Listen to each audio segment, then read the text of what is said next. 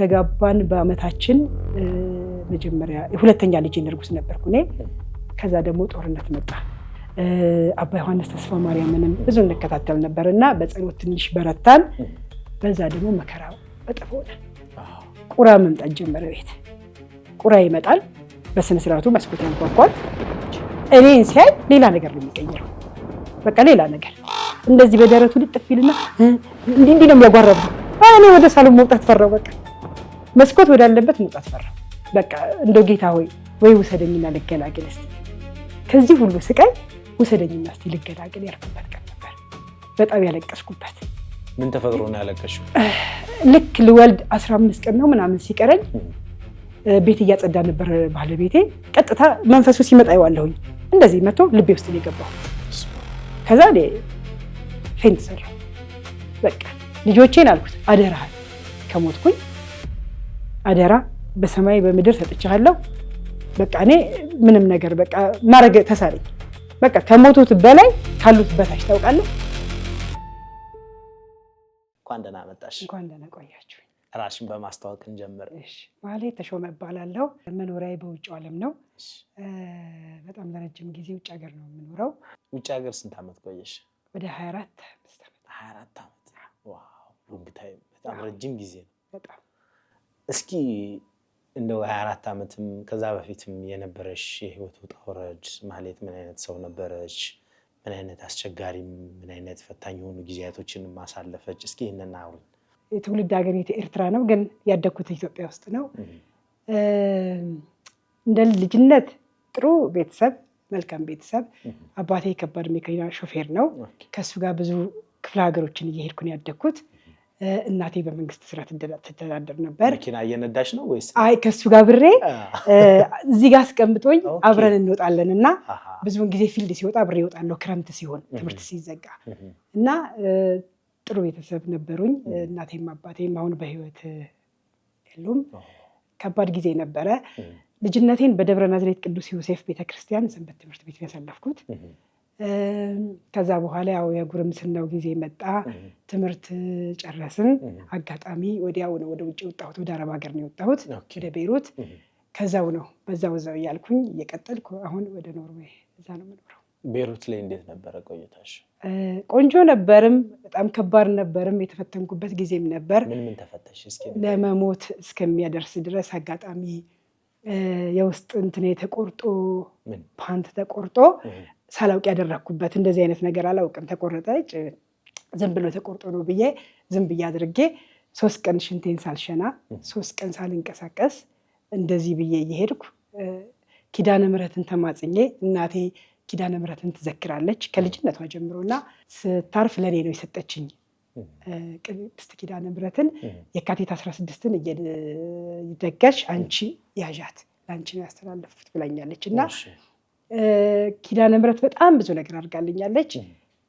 ስለተሳልኩኝ እናቴ ኪዳነ ምሕረት ከገደልሽ ግደኝ፣ ካቆምሽ አቁሚኝ፣ እስከ 3 ቀን እጠብቅሻለሁ፣ አታሳፍሪኝም አልኳት። በ3ኛው ቀን አላሳፈረችኝም። ሽንቴን ሸንቼ ከሞት ተረፍኩ።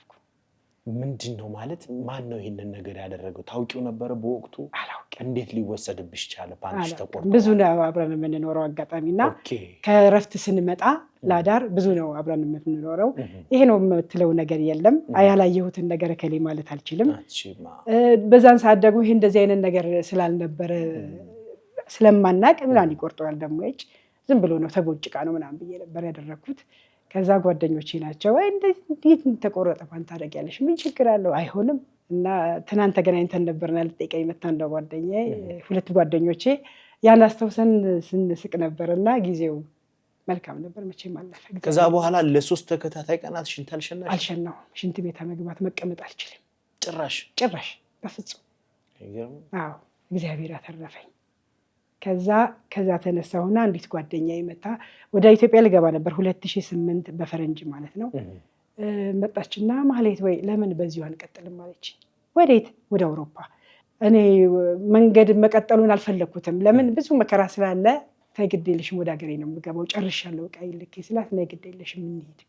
አጋጣሚ መስመር ጀመርን በሶሪያ አድርገን ከሊባኖስ ወደ ሶሪያ ገባን። ከሶሪያ የዛን ጊዜ ደግሞ የሚገርምህ ነገር ወረቀት የለኝም ነበር እዛ አርባ ሀገር።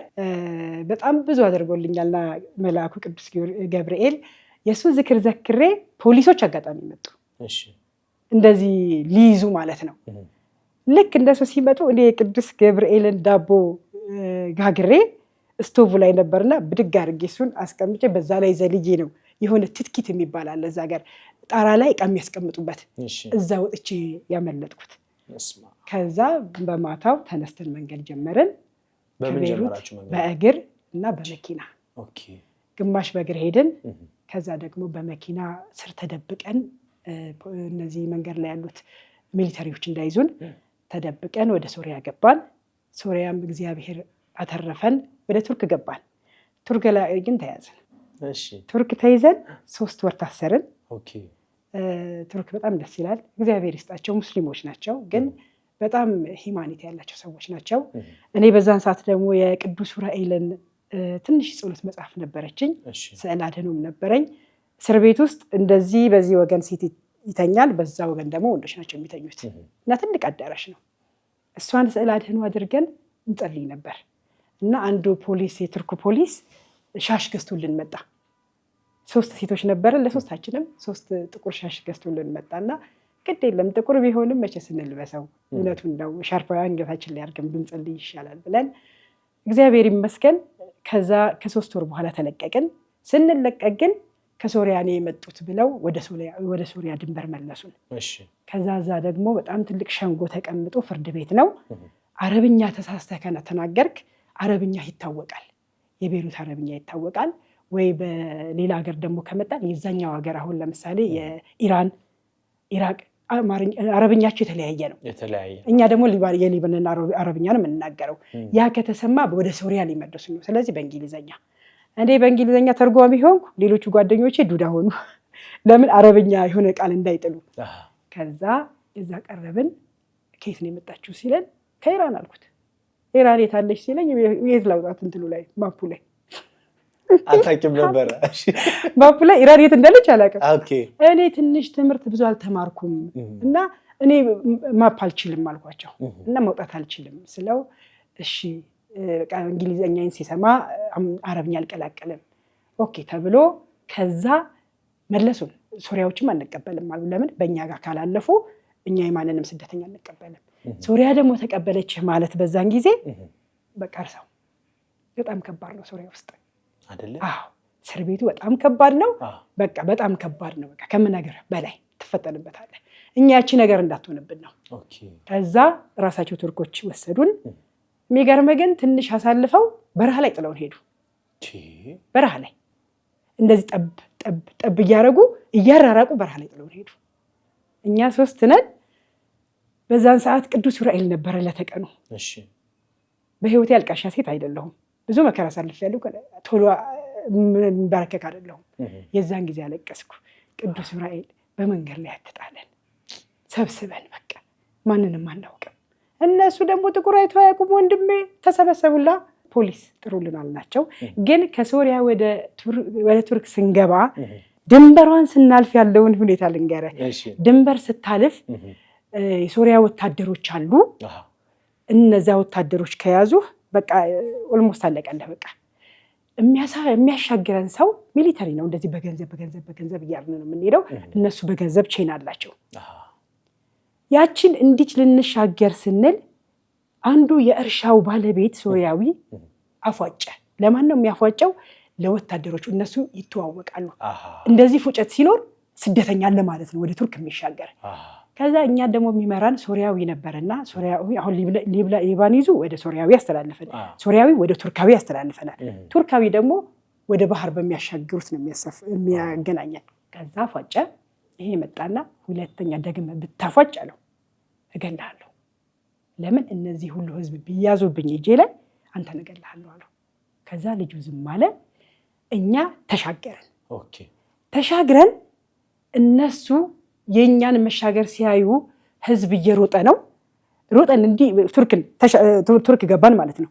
ወደ ላይ ወደ ሰማይ ተኮሱ።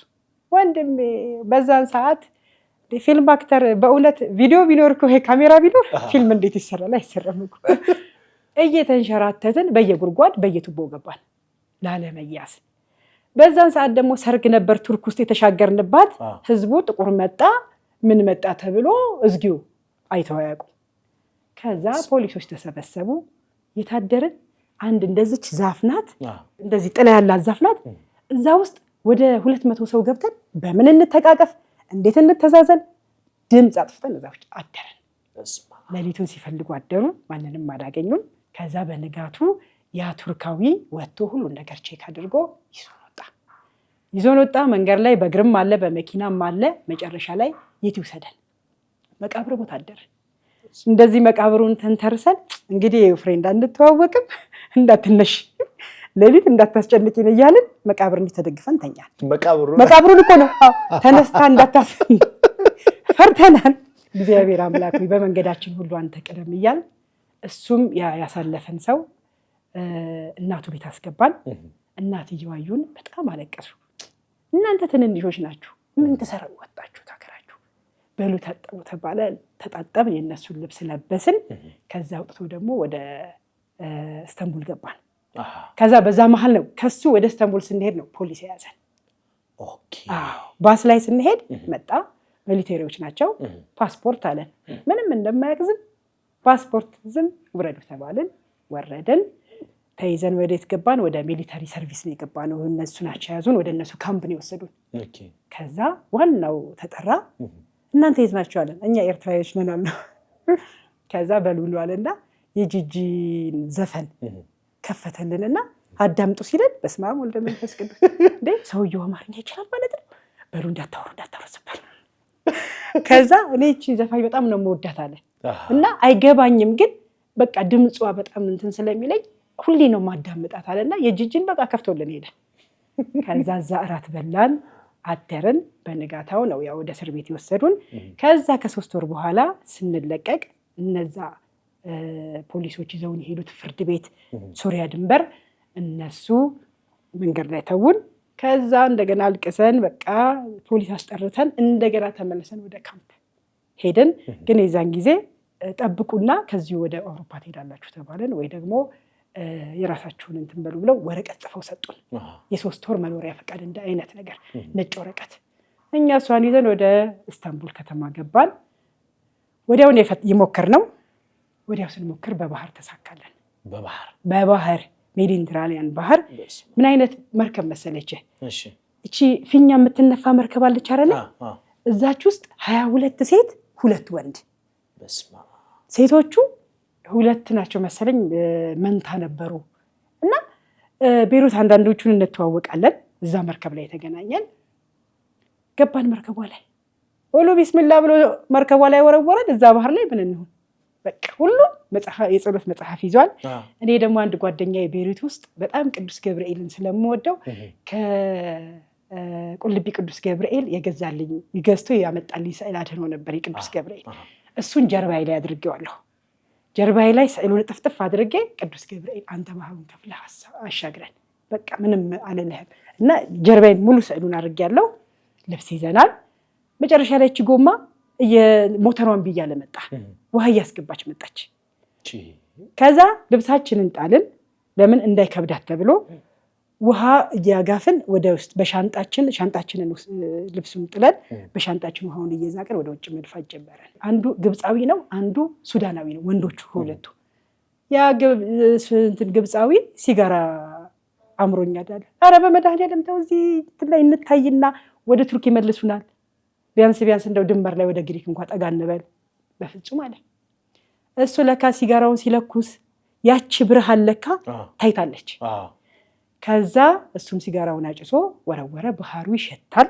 እኔ እዛን ቀን ልደቴ ነበር ጳጉሜ 3 ነው የተነሳ። በቅዱስ ሩፋኤል ቀን ቅዱስ ሩፋኤል አልኩት። እናቴ ተማጽና በዚህ ቀን ተገላግላለች። እኔ ባሪያህን ደግሞ ከዚህ መዓት አውጣኝ፣ እንደው በተፈጠርኩበት ቀን አትውሰደኝ ጌታዬ ሆይ። በቃ የኔ ጸሎት ይሄ ነው። ግን ደከመኝ። የባህሩ ሽታ፣ ጭንቀቱ ያለው የማዕበሉ እንቅልፌ መጣ።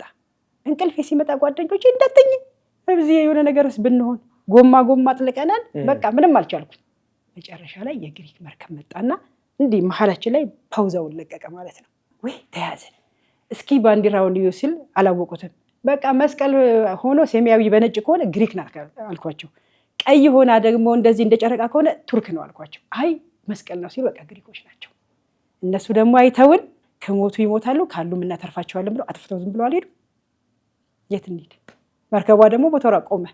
እዛው ሜዲትራኒያን ባህር ላይ ቆመ። ከዛ ህዝቡ ያለቅሳል፣ መጽሐፍ ቅዱስ የያዘ ያነባል፣ የጸሎት መጽሐፍ እናነባለን፣ ሁሉም ይጸልያል በግሉ። መጣው ተመልሰው መጥተው አንዳቸውም ራሳቸውን ለማጥፋት ወይም ዘሎ ለመግባት እንዳትሞክሩ እኛ እናድናቸዋለን አሉ። እሺ ብለን ገመዱን ይሄ ትልቅ መርከብ ላይ ገመዱ አለ አይደለ ወርውረው ሌላው ይሄ እንትኑን ሌላ እንትን የሚያስሩበት ያን ሲወረውሩ የት ቢያርፍ ወገቤ ላይ እዚህ ጋር እኔ ምን መጣ ብዬ ወደ ኋላ ልሄድ ጓደኞቼ ይዘው በዛ ላይ ተረፍኩት። ጓደኞቼ እግሬን ያዙኝ፣ ወደዛ ተመለስኩኝ። መርከቧ ታሰረች፣ ሁላችንም ወጣን። ከዛ ወደ ግሪክ ይዘው ገቡ። ተመረመርን። እነሱ ደግሞ ከግሪክ ወደ 12 ሰዓት ቦት ተነርቶ አቴንስ ገባን። ከዛ አቴንስ ስንገባ በጣም የተባረከች ጓደኛ ነበረችን። ከጓደኞች አንዷ ጓደኛ ደወለችላት። የኔ ጓደኞች ብዙ ነበሩ፣ ቀድመውኝ ሄዱ፣ ግን ስልካቸው ጠፍቶብኛል። ቤተክርስቲያን ሁርለት ኪዳነ ምሕረት ቤተክርስቲያን አለች ግሪክ፣ እዛ ደውዬ ተገናኘን። ስራም ገባው 1 ዓመት ያህል ሰራው ግሪክ ውስጥ 2008 እስከ 9 ማለት ነው። ከዛ 9 ሰመር ላይ ወደ ኖርዌይ ገባሁ። ኖርዌይ ገብቼ ደግሞ እዛ ወረቀት አልነበረኝም። ከዛ እነሱ ደግሞ አሻራ ካለብህ እዛው አሻራ ያለበት ሀገር ነው የሚመልሱ። በዛን ጊዜ የግሪክ አሻራ ተሰጥቷል። ወደ ግሪክ መለሱኝ። ልክ በአመቱ 2010 አፕሪል ላይ ወደ ግሪክ መለሱኝ። ምን አልኳት እመቤቴን ሁሌ ጧጧት ሰላም ለኪ ሳልል ውዳሴ ማርያምን ሳልደግም አልውልም። ከዛ ሁሌ ምን እላታለሁ እናቴ ቅድስት ድንግል ማርያም መተው ቢይዙኝ ላላማረርሽ፣ ግን እዛ ሀገር ሄጄ ደግሞ ሰው ቤት ላልሰራ፣ በቃ ካሁን በኋላ እኔ ሰው ቤት ሄጄ ሰው ቤት አልሰራ መረረኝ። እዚህ ደግሞ እንትን ካላልሽ ከወሰድሽኝ ደግሞ የሆነ ቦታ ስጪኝ እሰራለሁ፣ አላማረርሽም። ክፉ ቀላል ነገር ቃል ለሰማይ ያልኩ ሁሌ ነው የምጸልየው። እንደዛች እየጸለይኩኝ ፖሊሶች አይመጡም። ከዛ ጓደኞቼ እንደዚህ 6 ነበር አብረን የምንኖረው ማቆያ ውስጥ። ከዛ እዛ ጸሎት የምታረጊው ስሜን እንዳይጠሩ እኮ ነው። ለምን እነዛ ቆመው ፎቶዬን ይዘው ካርዴን ይዘው ሁሉ መጥተዋል። ስሜን ከጠሩ ስሜን ስለሚያውቁት አምልጭ እያሏት ነው ሊባሉ ነው። ከዛ እዛ ሆነሽ ጸሎት የምታደርጊው በዛ በመስኮት ውጭ ያሉኝ፣ ውጭና በዛው አምልጭ ያሉኝ። እኔ ደግሞ እዚችው ጋር ውዳሴ ማርያምን እየጸለይኩ ቃል ኪዳን ገብቼላታለሁ ላላመልጥ፣ ላልሄድ፣ ላልጠፋ። ሲሄድ ደግሞ እዛ አንቺ የማንም ሰራተኛ ላታረጊ ድንግል ሆይ ብያታለሁ። እንዲህ የተነጋገርኩ እንዴት ብዬ ይሻገራለሁ? በሩን ከፈትኩና እኔ ነኝ ጠብቁኝ አልኳቸው። ከዛ ደነገጡ። ለምን እዛ ሀገር ከኖርዌይ ወደዛ ሲመለሱ አብዛኛውን በዛን ሰዓት እያለቀሱ ፍሊ ላይ እየጮሁ እንደዚህ አሁን አውሮፕላን ኤርፖርት ላይ ሲጮሁ ሌላው ተሳፋሪ ከነሱ ጋር ልሳፈርም ይላል። በዛን ሰዓት ይቀራሉ። አሁን ምን መደረግ ተጀመረ? ልክ እንደዛ ሲያደርጉ መርፌ መውጋት ጀመሩ። እነሱ ደግሞ ደንዝዘህ እንድትሄድ ማለት ነው። ይቺን ሰምቻለሁ። እኔ ምን አገባኝና እኔ ከመቤቴ ጋር ቃል ኪዳን አለኝ። በቃ መብርሃን ታውቃለች፣ ይሄዳለሁ። ከዛ በሩን ዘግተው ልብስ እስከምቀይር ጠብቁኝ። አይዘጉም እኮ ይዘውህ አይናቸው እያየ ካልሆነ በስተቀር ደነቃቸው ይኔ ነገር። ከዛ መጨረሻ ላይ ኤርፖርት ስንሄድ አደርኩና ጠዋት ሊያሳፍሩኝ ሲሉ ፖሊሷ ለመሆኑ እናትና አባትሽ እዛ ይጠብቁሻል ያለችኝ። ማንም የለኝም አልኳት። ለምን እንደ ሌሎቹ አልጮፍም አለች። ለምን አልኳት። እዚህም እግዚአብሔር ነበር የጠበቀኝ፣ እዛም እግዚአብሔር ይቀበለኛል። ስለዚህ ለምን እጮሃለሁ አልኳት። ከዛ ይዘው በፖሊስ ግሪክ ተመለስኩ። ግሪክ ተመልሼ ደግሞ እዛም ፖሊስ ተቀበለኝ። ግን አሻራዬን እዛም ወሰዱ። ምን አሉ? 1 ቀን አድሬ ወረቀት፣ ጊዜያዊ ወረቀት ሰጥተውኝ ወረቀትሽን አሰሪ ብለው ለቀቁኝ። ከዛ እኔ 6 ወር እዛ ተቀምጬ እንደገና ወደ ኖርዌይ ተመለስኩኝ። እንዴት ተመለስሽ? ኤምባሲ ያናገርኩኝ፣ የኖርዌይ ኤምባሲ ያለ እዛ ቁንጽላ። ስመጣ እመቤቴ ጥሩ ስራ ሰጣኝ ነበረ። 6 ወር ሰራሁና በዛ ገንዘብ ወደ ኖርዌይ ተመለስኩ። ወዲያው ስመለስ ወዲያው ተቀበሉኝ። እንዴ እንኳን ደህና መጣሽ አንቺ እዚህ ተመለሰሽ ነው አሉኝ። አወቁሽ? አዎ፣ ለምን ዳታ ላይ አለ። ስሜን ሲጽፉት ሁሉ ነገር ሊስት ይወጣላቸዋል። ከዛ ተቀበሉኝ። ካምፕ ገባሁ። እዛ ትንሽ ቆየሁኝ። ወረቀት አገኘሁ። ከዛ በኖርዌይ ግን ወረቀት ሳገኝ የሰማዕቱ አያቴ ከልጅነት ጀምሮ ስለ ሰማዕቱ ትነግረኛለች። በተለይ ሰማዕቱ ቅዱስ ጊዮርጊስ፣ ሰባራጥሙ ቅዱስ ጊዮርጊስ ስለሱ በጣም ብዙ ታሪክ ነው የምትነግረኝና ልጄ ሳልሞት እዛ ነው የምወስድሽ ትለኛለች። እና እዛ አካባቢ ላይ የነበሩበት አካባቢ ላይ ውሃውን ቢቀዱት አይጎልም እና ተአምረኛ ነው የሰባራጥሙ ቅዱስ ጊዮርጊስ ቤተክርስቲያን ያለበት ማለት ነው። እና ሁሉን እንደዛ እየነገረች ያሳደገችኝ። አጋጣሚ ቤሩት ሲሄድ እድሉ ነበረኝ ሰማዕቱ ቅዱስ ጊዮርጊስ ብሩክታይትን ያዳነበት ቦታ የመሄድ እድሉ ነበረኝ። እዛው ነበርኩ። እያሰብኩት ሳልሄድ ነው የወጣሁት። አልሄድኩም። ከዛ ግሪክ ስገባ ደግሞ ግሪክም የሰማዕቱ ቤተክርስቲያን አለና ይኸውልሽ ቤተክርስቲያን እዚህ ጋር ነው እያለኝ ሳልረግጥ ወደ ኖርዌይ ሄድኩኝ። ከዛ ወረቀቴ እስከሚሰጠኝ እኔ ጸሎት አደርግ ነበር እና ሰማዕቱ በህልሜ ምን እንጎበኝ ነበር። እዛ ግሪክ እያለን ብዙ ጥንታዊ አብያተ ክርስቲያኖችን እንጎበኛለን። የቅዱሳን አጽሞችን ጎብኝተናል። በዛ መሀል ሐዋርያው ቅዱስ ጳውሎስ እና ሐዋርያው ቅዱስ ጴጥሮስ ያስተማሩበት ቦታ ሄደን ነበርና እዛ እየጎበኘን ጎብኝቼ አይቼዋለሁ። እዛ ይመስለኛል ያለሁት ከአንድ ቤተሰብ የሆነች ማቃት ልጅ ነበረች። እሷና እኔ ፊት ኋላ ሆነን እንጸልያለን። ከዛ እየጸለይኩን ሰማዕቱ ይመጣል በፈረስ ማለት ነው። ከዛ ወይ እየደፋና ሰማዕቱ አንተን ለማየት እኔ አልበቃሁም፣ እኔ ኃጢአተኛ ነኝ እና እንዴት ብዬ አያለሁ እለዋለሁ። ቀና ብለሽ ይይኝ ይለኛል። አላይህም፣ ኃጢአተኛ ነኝ ስለው ግድ የለሽም ቀና በይ ስል ቀና ብዬ ሳየው እዛች ቤተክርስቲያን ጉልላቷ ላይ ሰማዕቱ ቁጭ ብሎ እንደ ጽሕፈት ቤትም ትመስለኛለች። እሷ ላይ ቁጭ ብሎ ፈረሱ አየሩ ላይ ነጩ ፈረሱ ቆሞ አይዞሽ እሰጥሻለሁ ወረቀትሽን፣ ሁሉ ይስተካከላል፣ አይዞሽ አለኝ። ከዛ እኔ ብዙ ታሪክ አለኝ የሰማዕቱና ቤተክርስቲያኑን እያየሁ ሳልረግጠው ነው የመጣሁት። ከዛን ቀን ጀምሮ በቃ ጭንቅላት የተነካ እንደዛ እንኳ ሳልረግጠህ መጥቼ እንኳ ችላ ብዬ መጥቼ አንተ አልታወከኝም ሰማዕቱ ባለኝ በስንተኛው ቀን ወረቀቴ ሁሉ ተስተካክሎ መጣ። ከዛ በቃ ሌት ተቀን ሰማዕቱ አደራህን ቅዱስ ገብርኤል፣ እናቴ ቅድስት ኪዳነ ምሕረት በህይወቴ ዘመን ሁሉም መልካም ነገር አደረጉልኝ። አሁን በዛ ኖሮ እያለሁ ከባለቤቴም ጋር እዛን የተዋወቅ ነው። እዛ ተዋውቀን በግ ተጋባን። በአመታችን መጀመሪያ ሁለተኛ ልጅ እርጉዝ ነበርኩ እኔ። ከዛ ደግሞ ጦርነት መጣ። ትንሽ በጸሎት መምህር ግርማንም አባ ዮሐንስ ተስፋ ማርያምንም ብዙ እንከታተል ነበር እና በጸሎት ትንሽ በረታን። በዛ ደግሞ መከራው እጥፍ ሆነ። ቁራ መምጣት ጀመረ ቤት። ቁራ ይመጣል፣ በስነስርዓቱ መስኮት ያንኳኳል። እኔን ሲያይ ሌላ ነገር ነው የሚቀይረው። በቃ ሌላ ነገር እንደዚህ በደረቱ ልጥፍ ይልና እንዲህ ነው የሚያጓራብኝ። እኔ ወደ ሳሎን መውጣት ፈራው። በቃ መስኮት ወዳለበት መውጣት ፈራው እና በጣም ብዙ የመንፈስ ተጋድሎ ነበረ። በቃ እንደው ጌታ ሆይ ወይ ውሰደኝና ልገላገል፣ እስቲ ከዚህ ሁሉ ስቃይ ውሰደኝና እስቲ ልገላገል ያልኩበት ቀን ነበር። በጣም ያለቀስኩበት። ከዛ በኋላ ምን ተፈጥሮ ነው ያለቀሽው? ልክ ልወልድ 15 ቀን ነው ምናምን ሲቀረኝ ቤት እያጸዳ ነበር ባለቤቴ። ቀጥታ መንፈሱ ሲመጣ ይዋለሁኝ እንደዚህ መጥቶ ልቤ ውስጥ ነው የገባው። ከዛ ፌንት ሰራው። በቃ ልጆቼን አልኩት አደራሃል፣ ከሞትኩኝ አደራ በሰማይ በምድር ሰጥቻለሁ። በቃ እኔ ምንም ነገር በቃ ማድረግ ተሳለኝ። በቃ ከሞቱት በላይ ካሉት በታች ታውቃለህ። እኔ በጣም እሰራለሁ፣ በጣም ብዙ ነገር አገኛለሁ። 5 ሳንቲም ግን እጄ ላይ የለም። እሱ ችግር የለም፣ በጤና ያልመጣም። አሁን ግን በጤና ሁሉ መጣ። ከዛ ላብ አጠመቀኝ። እሱ እንትን ልደውላለኝ እንደዚህ አምቡላንስ እንዳትደውል፣ ለምን መንፈሱን ሲገባ ይቸዋለሁኝ። የመንፈስ ስራ ስለሆነ እንዳትደውል አልኩት። ከዛ ጸሎት መጽሐፌን ሆዴ ላይ ደርሻለሁኝ።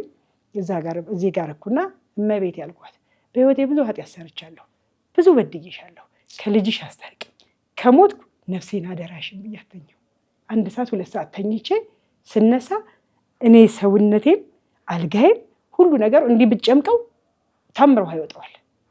እግዚአብሔር አተረፈኝ፣ ከሞት ተረፍኩኝ። ከዛ በጣም ብዙ ነበር። የቁራውንም ልነግር አልችልም። ቤት ቀየርን። ቤት ስንቀይርም እዛ ይመጣል። አጋጣሚ አንድ አባት መተው ነበረ። የእናቴ ልጅ ቀሲስ መንግስቱን መተው ነበር እዛኛ ጋር። እሳቸውም ጸበል ረጩልኝ። አንድ አባት ደግሞ አባ ጊዮርጊስ የሚባሉ ነበሩ። እሳቸውም መተው ጸበል ረጩልኝ። እግዚአብሔር ይመስገን ጠፋ። ቤትም ቀየርኩ። ከዛ ያ መተው ያቅም። ከዛ እንዲሁ እያልኩ ደግሞ 3ኛ ልጄን ደግሞ ስወልድ ወደዚህ 2019 ከ18 ዓመት በኋላ ለመጀመሪያ ጊዜ መጣሁ። ወደ ኢትዮጵያ መጣሁ። እህትና ወንድም ነው ያለኝ። እህትና ወንድሞችን አገኘኋቸው።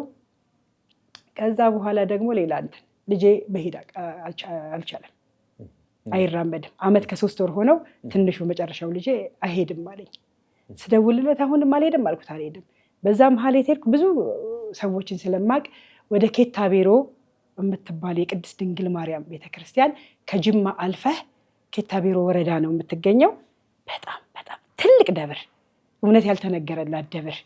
እንዲያውም ሰምቼ አላውቅም። አዎ በጣም ትልቅ መንፈሳዊ ደብር ነው። የእመቤታችን የቅድስት ድንግል ማርያምና የአቡነ ገብረ መንፈስ ቅዱስ ደባል አለ። በጣም በቃ እኔ እንጃ ቃላት ያጥረኛል። እሷን ደግሞ በምን አገኘው? አንድ ፍቅረ ስላሴ የሚባል ልጅ እንዲሁ በወሬ በሰው አገኘሁትና ወይ ፍቅረ ስላሴ አቤት ጸልይልኝ እስኪ ስለው ለምን እንዲህ ብዙ ነገር ነገርኩት። በይንኪ ከመንበሯ ላይ አድርጌልሻለሁ ንገሪያት አንቺ አለኝ። በቃ እናቴ ቅድስት ድንግል ማርያም ለሀገሬ ካበቃሽኝ ከመጣሁኝ ቤተሰቤን ካገኘሁኝ ለደጅሽ እበቃለሁ፣ በቃ ታምርሽን ስሪልኝ አልኳት። እኔ በ6ኛ ወር ላይ ጁን እዚህ መጣሁ። ምንም ነገር የለኝም፣ ምንም ነገር። እመቤቴና አንድ ጓደኛ ያለች ሰላም የምትባል ሰው ታውቃለች። እኔና ሰው ሁሉን ነገር አድርገን እዚህ መጣሁ። እኔ ወደዚህ ስመጣ 1 ቀን አድራለሁ። ከዛ በኋላ ወደ ገዳም ነኝ። ወደ ውጭ ምናምን አልወጣም። ገዳሜ ጨርሼ ልመለስ 2-3 ቀን ሲቀር ነው የምመለሰው። ከዛ ወደ ሀገሬ እመለሳለሁ። ከዛ ሄድኩ። እዛ በጣም ደስ አለኝ። ቤተክርስቲያኗን አገኘኋት፣ ተጠመኩኝ፣ አባቶችን አገኘሁ፣ ጸሎት ተደረገልኝ። ከዛ ምን አለኝ? ትንሽ እስኪ ማህሌት አለኝ፣ ሂጂና እስቲ በሯ ስር ሆነሽ የልብሽን ንገሪያት አለኝ። ከዛ እኔ በሯ ላይ ቆሜ እናቴ ቅድስት ድንግል ማርያም ልጄ አይሄድም አለኝ። 3 ዓመት ከ3 ወሩ ነው። እባክሽን ልጄን አድኝልኝ፣ እንዲሄድ በእግሩ እንዲሄድ አድርጊልኝ እያልኩ እየለመንኩ ባለቤት የደወለልኝ ከውጭ። ብድግ አድርጌ በእግሩ ሄድ አይደል ነው ያልኩት። ከዛ በምን አወቅሽ አለኝ። እመቤቴን እየነገርኳት አታሳፍረኝም አልኩት። አሁን ጸሎት እያደረኩ ነበር ስለው አዎ በእግሩ ሄዶ እኮ ደንግጬ ነው የደወልኩልሽ አለኝ። እግዚአብሔር ይመስገን ድንግል ምስክርነትሽን እናገራለሁ ብዬ ያልተናገርኩት በጣም ብዙ ምስክርነት ነው። እዛ አባቶችንም ነግሬ ደስ ብሎኝ በከነ መንበርሽን እንደሰማሽኝ መቅደስሽን ሙሉውን እኔ እንድችል አድርጊኝ አልኳት። በዛን ሰዓት ደግሞ ልክ እኔ ወደ ኖርዌይ ስመለስ ባለቤቴ ተያዘ። ወረቀት አልነበረውም። ወደ ኢትዮጵያ ተመለሰ። እሱ ወደ ኢትዮጵያ ሲመለስ እኔ ትምህርት እዛ ጨርሼ ወደ ጤናው ትምህርት ልገባ ነበር ሳስበው። 4 ዓመት ነው የሚፈጀው። 4 ዓመት ከሚፈጅ ደግሞ እኔ ባቋራጭ ሄጄ ለምን ባስ መንጃ ፈቃድ አውጥቼ ባስ ቶሎ ብዬ ሰርቼ ለምን አላመጣውም ብዬ ፊልዴን ቀየርኩና ባስ መማር ጀመርኩ። አንድ እህት አለችኝ፣ አጸደ ትባላለች። እግዚአብሔር በሄድሽበት ሁሉ መንገድሽን ያስተካክልልሽ። ተለቅ ያለች እህቴ ናት። በጣም ምስኪን። በቃ የዛን ሰሙን የጭንቀት ወቅት ነው ለእኔ። 3 ልጆች ናቸው። 2 ተከታታይ ናቸው። ትንሹ 2 ዓመት አልሞላውም። 2ኛው 3ኛ ነው።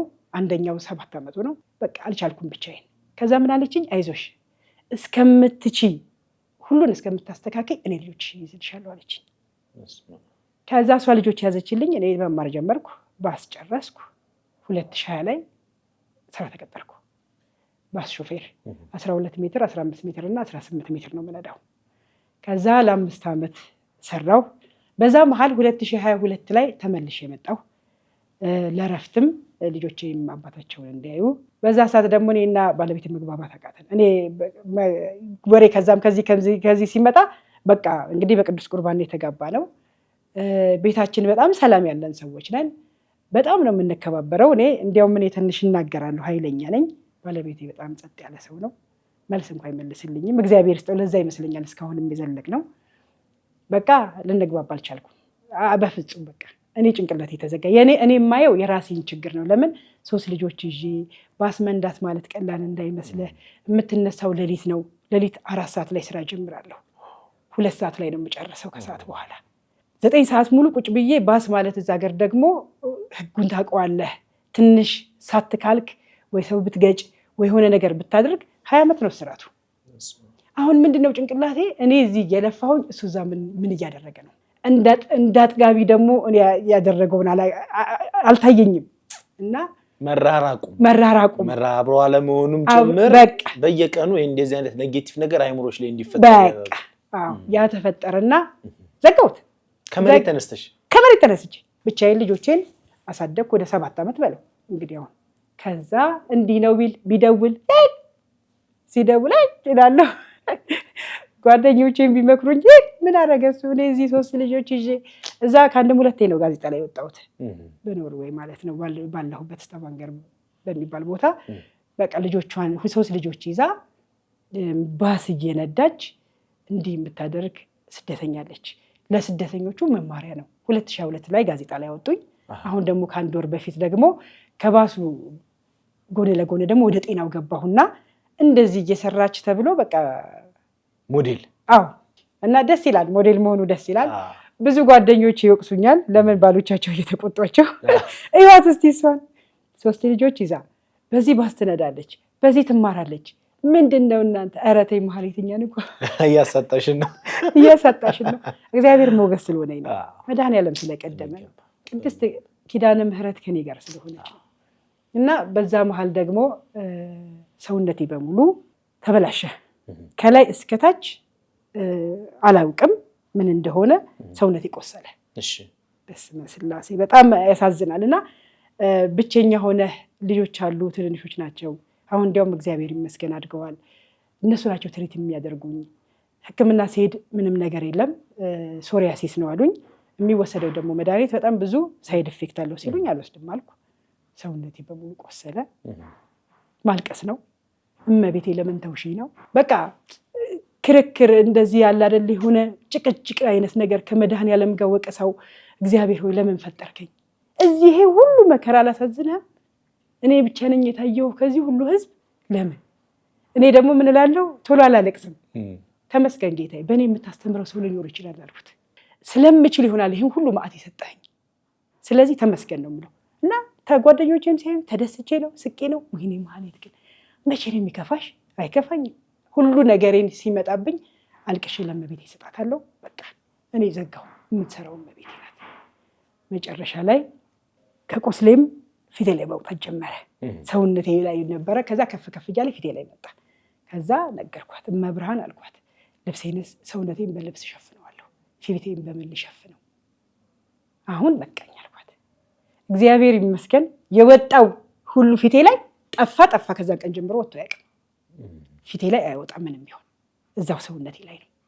ሰውነቴ ላይ ደግሞ ይሁን ግድ የለሽም። ለምን እህት አለችኝና እህቴ ብዙውን ጊዜ ቤተክርስቲያን እንትን አትልምና ያው በደብረ ናዝሬት ቅዱስ ዮሴፍ እሷም አገልጋይ ነበረች በፊት።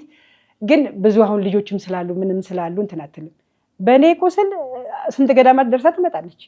እግዚአብሔር ሆይ ፈቅደህ ሊሆን ይችላል። በቃ ሰዎችን ስለ እኔ ብለህ የምታስነሳቸው ሰዎች ይኖሩሃል። ስለዚህ ተመስገን ጌታዬ። አሁን መጨረሻ ላይ ጊሽ ቅድስት ክርስቶስ ሳምራ ሄዳ ጭራሽ ቡና አጠጣም። እዛ ከተጠመቅ ከገባህ ቡና አጠጣም። ቡናዋንም እርግፍ ጌታ ሆይ አንተ ፈቃድ ይሆናል፣ በእኔ ላይ አድረህ የምትሰራው ስራ ሊኖር ይችላል። ስለዚህ ተመስገን ጌታዬ ብዬ አሳለፍኩ። ግን በህይወቴ ላይ ብዙ ታምሮች እንትን ይላሉ ይፈጠራሉ። እና ፌብራሪው ላይ የመጨረሻ ህይወቴ አደጋ ደረሰብኝ። ምን ላይ? ሁሉን እሺ ብዬ ሳልፍ እኔ እንጃ እግዚአብሔርም እውነትን በርትታለች ብሎ ነው መሰል በልጆቼ መጡ። አጋጣሚ ትንሹ ልጄ ምን እንዳለ ትምህርት ቤት አላውቅም፣ በዛ የሆነ ነገር ተፈጠረ። ከዛ እኔ ስራ ላይ ነበርኩ፣ ተደወለልኝ። ማለት አሁኑ ነው የተባልኩ ማለት ነው። ምንድነው ችግር አለ? ችግር የለም ዝም ብለሽ ነው የተባልኩ። ከዛ ኦኬ ስራ ይዣለሁኝ፣ ጤናው ላይ ነበር የምሰራውና እሺ ስራ ይዣለሁኝ ስጨርሰል አይቻልም 15 ደቂቃ ሰጠንሻል አሉ። ኧረ እባክሽ በ15 ደቂቃማ አልደርስም ብያልኩ ጌታ ሆይ ቅደም አልኩት። ሁሌ እናቴ ቅድስት ድንግል ማርያምን ቅደሚ ነው የምላት። ቅደሚ ያልኳት ሄድኩ። ሲሄድ እንዲህ ተፈጥሯል፣ ልጆቹ ወደ ቤት አይመጡም አሉ።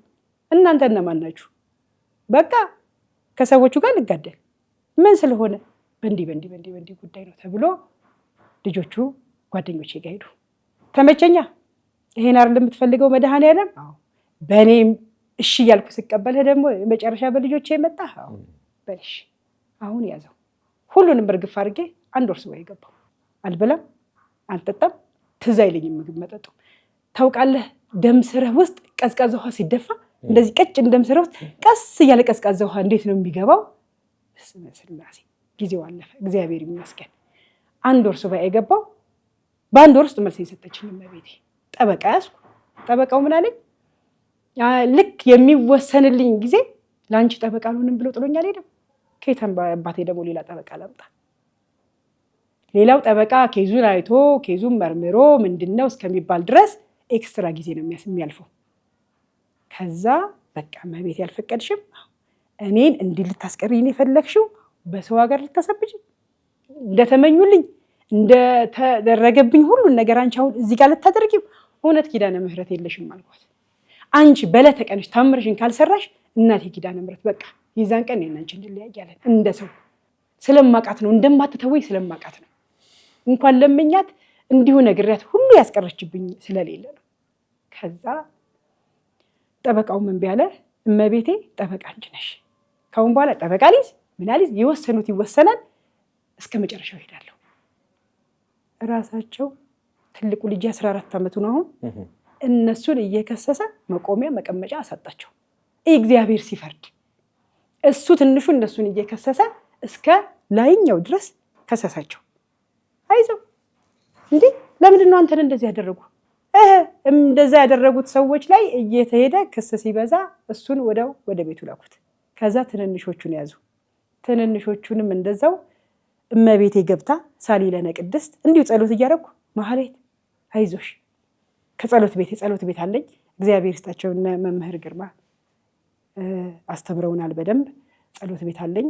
የጸሎት ቤት ውስጥ ቁጭ ብዬ ነው እዛው ነው የማድረው፣ እዛው ነው የምውለው፣ እዛው ነው ሁሉ ነገር የማደርገው። አይዞሽ ማህሌት እያለ በቃል እስከሚናገረኝ ድረስ እግዚአብሔር አምላክ ለኔ ደረሰልኝ። እግዚአብሔር ግን ቀድሞ እመቤቴ ቀድማ ልጄን የመጀመሪያ ልጄን በኪዳነ ምህረት ቀን በራሷ በለተው ቀን ይዛው መጣች።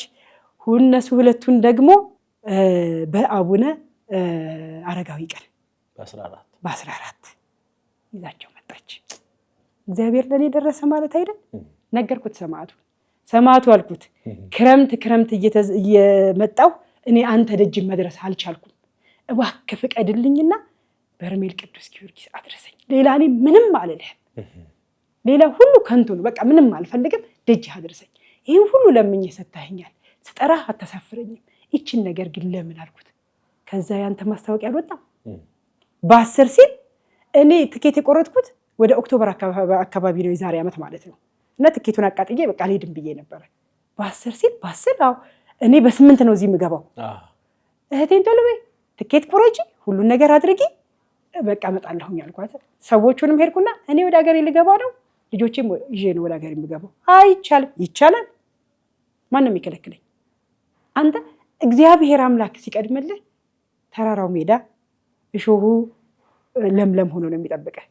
እሺ መልሰው እሺ ሂዱ ብለው ሁሉን ነገር ጨርሼ ልጆቼን ይዤ መጣሁኝ። አንድ ቀን አድሬ በ10 ተነስተን ወደ በርሜል መጣን። መንገዱ ስንሄድ አስቸጋሪ ነው። እኔ እዛ የኖርኩት ቀዝቃዛ ሀገር ላይ ነው። ይሄ ሙቀት ሲነካኝ እኔ በቃ ፌንት ነቀርኩ። በቃ እላለሁ። ወዴት ልሄደው አልችልም። ሙቀቱን አልቻልኩትም። በረዶ ስለኖርኩ ማለት ነው። እዛ ገባን። መንገዱን አልታወሰኝም። መንገዱን ረሳ ነው። ከዛ ጸበል የጀመርነው የመላእክት አለቃ ቅዱስ ሚካኤል ቀን ነው። የዓመቱ ነው። ሌሊት ተኝተን ወገቤ ይሄ ሰውነቴ ለብቻ ከወገቤ በታች ለብቻ ሆነ። እንዴት ብዬ ልገላበጥ? እንዴት ብዬ ልነሳ? እንዴት ብዬ ልራመድ? ጸበል ሳትገቢ ገና? ጸበል ሳልገባ ገና። ከዛ ጓደኛዬ አብራኝ ሄደቻለች። ሃይሚዬ እኔ ልሞትልሽ ነው። እሷ ተኝታለች፣ እኔ በዚህ ይገላበጣል። ቅዱስ ሚካኤል ኦ ሚካኤል ኦ ሚካኤል ኦ መተብል ካህናሪያም ተሰማ ቢጸስ ፍራፌል እንዘሮ ሳንሩስ ወምዘሉ ዳሉ ጊዜ ጸዋኩ ከቀረበኒ በምህረቱ ሳህል እያልኩ አደርኩ።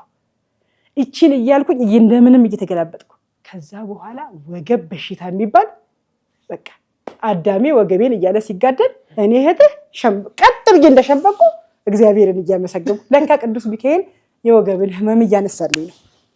ባለተቀኑ ሳልጠመቅ ገና ማለት ነው። ገና ሳትጠመቅ። አዎ። ከዛ ጧት ተነሱ ተባለ። ወደ ጥምቀት ሄድን።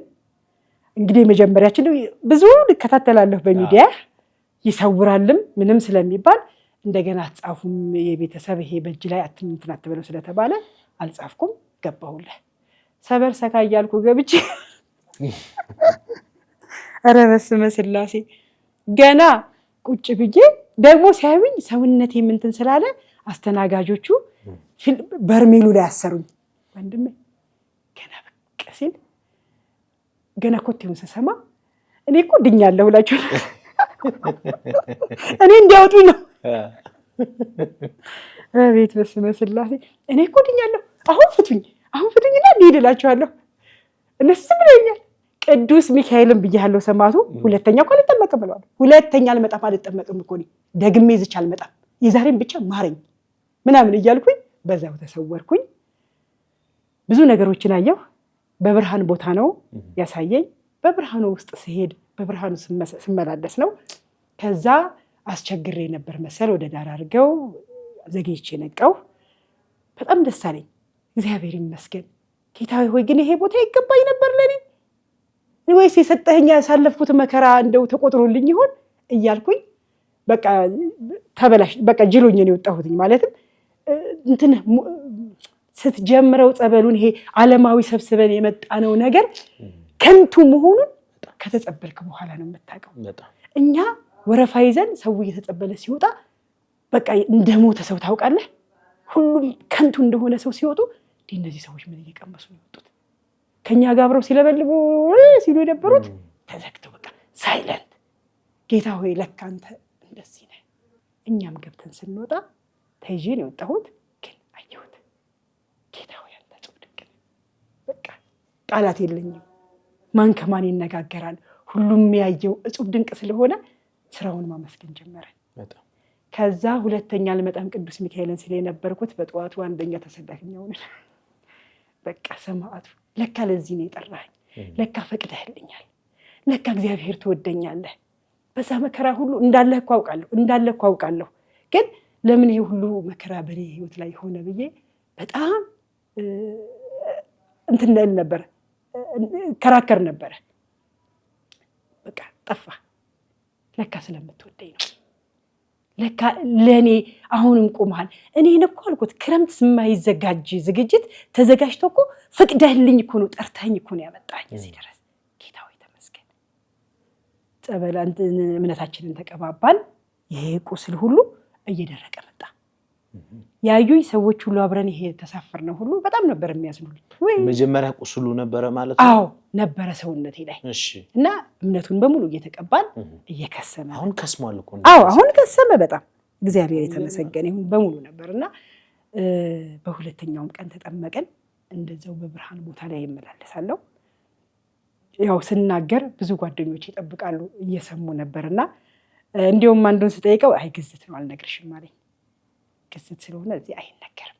ምን አልሽ ምን አላልሽ አልናገርም። እሺ ብዬ በስንተኛው ቀን ጓደኛዬ እኔ መሆኔን ስታቅ በጣም ህዝቡ አዘነልኝ። በተለይ በሰውነቴ በጣም ነው ያዘኑትና አይዞሽ እግዚአብሔር አምላክ ይምርሻል ያሉ ምን እንደምናገር ለካ ጓደኛዬ ቁጭ ብላ ሰምታለች። ከዛ ስወጣ ነገረችኝ። ማህሌት አለች ቅዱስ ቁርባንሽ አቃጥሎታል እና ቅዱስ ቁርባንሽን አታቋርጪ፣ ቀጥ ይበዛው። እቤቴ ውስጥ እንደተቀበረ እኔም አውቃለሁ። እቤቴ ውስጥ የተቀበረ እንዳለ ማን ምን እንዳደረገ ጓደኛዬ ነገረችኝና እግዚአብሔር ያውቃል። ሁልጊዜ አውቃለሁ ማን ምን እንደሚያደርግ እግዚአብሔር አስቀድሞ ምን እንድትናገረኝ እንዳሰብክ አውቃለሁ። እኔ አውቄ አይደለም እግዚአብሔር ባወቀ። ሁልጊዜ ግን አልቀበለውም ያነገገር። አሁን ባለቤቴ ፖሊስ መቶ ሊይዘው ሲል እኔና ልጄ መጀመሪያ ልጅ ትምህርት ቤት ላደርሰው መጀመሪያ እኛን የወጣ ነው። ልክ ከበረ ስወጣ ማህሌት ፖሊስ እዛ ጋር ቆሟል። 3 ነው የነገረኝ። ደግሞ ብለህ ደግሞ መናገር ጀመርክ። ቼት ብዬው ነው የወጣሁት። ልክ ለካ እኛ ስንወጣ ልክ እሱ ሲወጣ እዛው ነው ለካ ያደሩት ፖሊሶቹ፣ እዛው ነው የያዙት። እና ብዙውን ጊዜ እንደዚህ ይመጣል፣ ግን እኔ አልቀበለውም። ለምን? እኔ ማንኝና ምን ስራ ሰርቼ ምን አይነት ጽድቅ ኖሮኝ ነው ለእኔ የሚነገረኝ? ያንን ስለምን ምንም ነገር አልቀበልም። ግን ብዙውን ጊዜ ያልተቀበልኳትንም የተወዛገብኳትንም ያሳየኛል። ከዛ እንደዚህ ብለን ሄድን። በሶስተኛውም ቀን ስጠመቅ ብርሃን ነው፣ በሙሉ ብርሃን ውስጥ ነው ያየሁት። ሰማዕቱ ለእኔ የምትነግረኝ ነገር የለህም ወይስ እንደው ዝም ብለህ ብርሃን ውስጥ ነው የምታኖረኝ? ምንድን ነው ህይወቴንስ ለምን አትገልጽልኝም? ለምን እንደዚህ ሆንኩኝ? እሱን እንደዛ ጥያቄ እያበዛሁኝ ወደ ቅድስት ኪዳነ ምህረት ደለጎ ቅድስት ኪዳነ ምህረት በየዕለቷ ቀን ማክሰኞ ቀን እንሄዳለን ሲባል ሌሊቱን ሙሉ እመቤቴ ቅድስት ኪዳነ ምህረት በማን ሰበብ ልጆቼን እንደዛ እንዳደረጓቸው፣ ማን እንዳደረገችው፣ ምን እንደተሰጣት፣ ምን እንደከፈለች ለዛ ቁጭ አድርጋ እመቤቴ ማርያም አሳየችኝ። ኪዳነ ምህረት ሳልጠመቅ ሳልገባ በፊት እንዳለ ዘርዝራ ከነ ልጅቷ ከነ ሁሉ ነገር አሳየችኝ። ኪዳነ ምህረት አውቅሻለሁ እንደማትተኝ እኔ ያውቃለሁ። ደግሞም ሁልጊዜ በፊት ለፊትም ነግረውኝ እግዚአብሔር ሆይ ስለማያውቁ ነው ይቅር በላቸው። እኔን ይኸው አቁመኸኝ የለ ምን ሆንኩኝ? እንደነሱ ሩጫ ቢሆን እኔ ሞቼ ያልነበረ ግን አቁመኸኛል። ስለዚህ ቂምን አልይዝም፣ መያዝንም አልፈልግም። የሚበቀል አምላክ አለኝ፣ ራሱ ይበቀላቸው። እኔ ምንድን ነው የምለው? የሚያደርጉትን አያውቁምና ይቅር በላቸው።